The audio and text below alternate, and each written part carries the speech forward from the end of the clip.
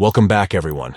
In today's video, we'll show you how to clear cookies in the last 24 hours in Chrome on your PC. Let's dive right in. Step 1. Open Chrome on your computer. Step 2.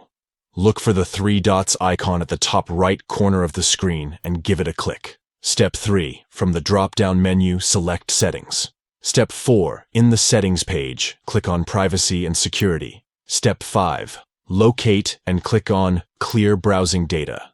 Step 6. In the Time Range box, click on the drop-down menu and select Last 24 hours. Step 7.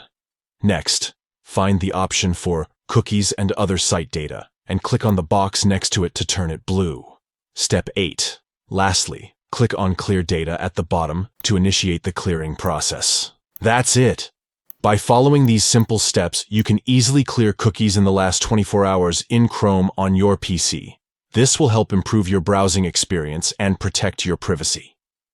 If you found this video helpful, don't forget to give it a thumbs up and subscribe to our channel for more useful tutorials. Thanks for watching, and we'll see you in the next video.